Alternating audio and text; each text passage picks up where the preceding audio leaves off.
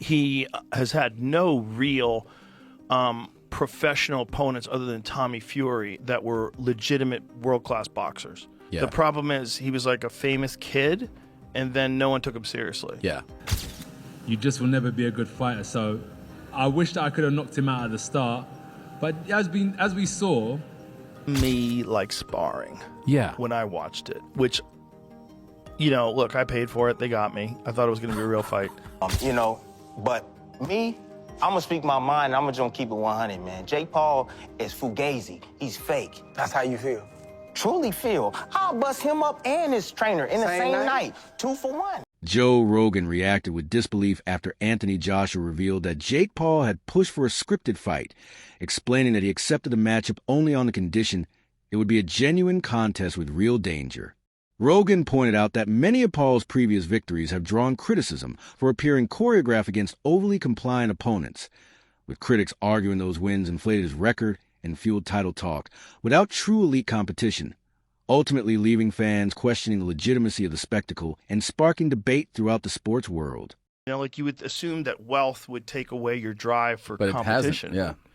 He's also nuts, right? Just Yeah. the fact that he's willing to fight the 2-time heavyweight champion, former Olympic gold medalist, Yeah. a guy who's gigantic in his prime, Gigantic. built like a Greek god. Yeah. And you're going to... Joe Rogan said the fight felt more like a controlled sparring session than a brutal war, noting that although there were tense moments, it never reached a point where serious harm seemed imminent. He emphasized that boxing can become dangerous very quickly, so seeing both fighters leave the ring without major injuries was a good result, adding that safety matters far more than hype, and he's relieved no one absorbed shots that could cause lasting damage. You've known him for a long time. I've known him for a long time. Chael Sonnen said the matchup falls apart under basic logic, arguing that a fighter with only 11 professional bouts should never be sharing the ring with a seasoned Olympic medalist.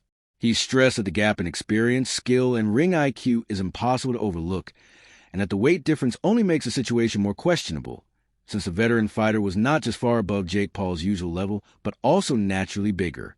Sonnen added that in legitimate competitive boxing, commissions and trainers would never approve such a fight, concluding that matchups that ignore fundamental sporting principles give fans every reason to question whether the bout is truly competitive or mainly designed for promotion and attention. For Jake, or if I think that Joshua's more experienced or better, I believe I believe boxing's real.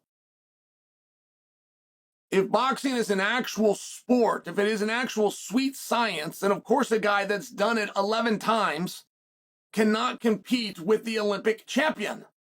Of course. This is before you get size in there, before you get professional world titles in there. A guy that's done this 11 times cannot go into the Olympic Games and medal. If boxing, in fact, should be believed. I was with Portnoy. I liked it. I liked how he said that. So, you know, that's how I feel, too. Because I'm also cheering for Jake Paul. But I get it. I know we're not going to win tonight. But that's a compliment to boxing. And it is very hard for people to digest that Anthony Joshua can't cut him off. He can't find him. He can't do anything with that reach. He can't go out there and rush him. He can't throw this kid in a corner and beat him up. That is disappointing to me. That is baffling to me. As an MMA guy, I will just share with you, that would not be a problem at all. At all. If a guy's running away from me, it would be absolutely no problem. And you could put the boundaries at the city line. You could put it at the state line. I will track him down. I will put him somewhere, and I will beat the dog out of him. So in a ring, I get where that is really disappointing. I get it, but it doesn't change the fact that that's what happened. And then Joshua, by the way, has the right to turn to some other thing. Where I'm saying he had to cut him off, grab him, throw him in the corner, go beat him up. Well, I'm saying that Joshua has the right to go, I could feel some stuff. I knew it was going to come my way, right? For Joshua to say, well, I had the experience, and yeah, he was moving, and yeah, I could have cut him off a little different. But I didn't mind the way this was going. I didn't mind that he was running. I knew he would slow down. I knew he would come to me eventually. Like, for that to be Joshua's mindset. Joe Rogan explained that Jake Paul has always tried to establish himself as a legitimate fighter by stepping into the ring and testing himself against real opposition rather than scripted scenarios. However, he noted that facing Anthony Joshua is an entirely different level of challenge, especially since Jake has never gone up against someone with Joshua's size, strength, and experience. Rogan added that while Jake has shown speed and skill, there's no way to truly judge his stamina or durability in a long, intense fight against a proven heavyweight, leaving major questions about his endurance and resilience unanswered. We expect Jake Paul to be fighting like higher level competition. It's not because he has under 10 fights. It's because he talks a lot of shit. Yeah, but that's also why we're talking about him. And that's exactly true. But I think on both sides of the equation, we've got to like admit that a young fighter under 5 fights isn't fighting great competition. So True. if you're calling Jake Paul a legitimate boxer and then you're expecting him to do what legitimate boxers do, I'm not sure he's not doing that, and probably more. That's what I'm saying about the knockout of Tyron Woodley, because it was just a regular boxer who's just coming up. And Tim Bradley bluntly called out Jake Paul, accusing him of being fake and saying his fights lack real competition. He argued that many of Paul's bouts appear staged, with opponents seemingly following a script instead of engaging in genuine boxing, and said this has allowed Jake to build a record that overstates his true ability. Bradley warned fans not to confuse entertainment with authenticity, stressing that while the events draw attention, they don't represent real skill or danger, and added that this approach ultimately damages boxing's integrity and sends a wrong message to young fighters. I can't knock you I can't knock your hustle when you've built something outside of boxing and you say, hey, yo, I'm coming over here to the sport now and I'm gonna pick and choose who I fight.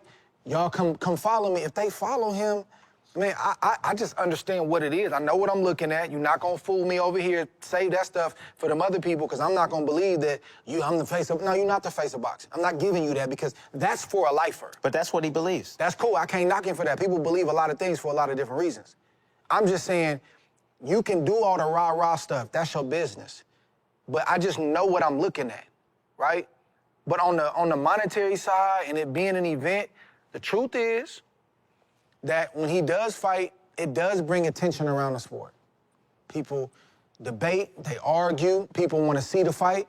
Is it legit? Is it him and Mike Tyson? No, it's an event. Daniel Cormier praised Jake Paul for having the courage to step in the ring with Anthony Joshua, acknowledging the massive risk involved. While joking that most people would fight anyone for $100 million, he stressed that facing an elite heavyweight after competing against much smaller opponents took real bravery. Cormier pointed out Paul's athleticism and movement, explaining that his footwork and strategy helped him avoid the full force of Joshua's power, even though constant movement quickly drains energy. He compared the challenge to wrestling, where repeated pressure demands resilience every time a fighter is pushed back, and concluded that Paul showed boldness and adaptability, proving that despite the controversy surrounding his career, he approached the fight with respect, effort, and genuine courage. What were your thoughts on that? I thought Jake Paul's a brave guy. Then I found out he made $100 million. I was thinking, well, anybody would fight for $100 million, but bro, he fought. I literally ran into Logan Paul in New York City, and I said to him, it was weird too, because I was going into a studio to interview Kamaru Usman for one of my shows, and Logan Paul was at the coffee shop. He's like, DC. I was like, what's up, Logan? Because he does a tremendous job in WWE. Yeah, Logan Paul does.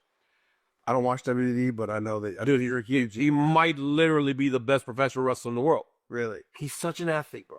Yeah. He's unbelievable. But I'm just stroking him right now. I swear to God, bro, it's unbelievable how good the kid is. Okay. From the moment he started doing it, he was really good. He can cut a promo, huh? He got a kid promo. He's got a promo, but he's also good in the ring. Okay. He's really athletic. I said to him, I go, what type of safeguards do you have in place to make sure he doesn't get his head knocked off against Anthony Joshua? He's going to fight Gervonta Davis, who weighed in at 137 2 fights ago. So now you're going to go fight Anthony Joshua, who weighs all of 250? He said, all right. He said, he's going to just fight him. I go, man, he's very bold. And then what happened was he ran a lot. Yeah. Here's the thing. Everybody goes, even Eddie Hearn goes, he did better than Francis. And I'm like, well, Francis didn't move around much. Francis thought he could actually fight him because of what he did to Tyson Fury. Right? Couldn't. Tyson Fury might have overlooked him a little bit. And I think that's what happened. Like, he got caught with the right hand dropped. Anthony Joshua was like, I'm not taking any chances with this guy. So he fought him and he took him serious. But Francis didn't move. Jake did a good job of moving around for a long time. But all that moving costs energy, right? I mean, I used to spar with the Robert Guerrero here in Gilwood. Yep. And I would go in and spar with him. I'd tell people that I would spar with him for his first 4 rounds. He would do 12 rounds. Yep. He would use me as his warm-up rounds. Yep. And I was in fight shape. Yep. I wouldn't go and spar unless I was ready to fight. Like I was 2 or 3 weeks out from my I was ready to fight. And by the 4th round, I was fucking exhausted.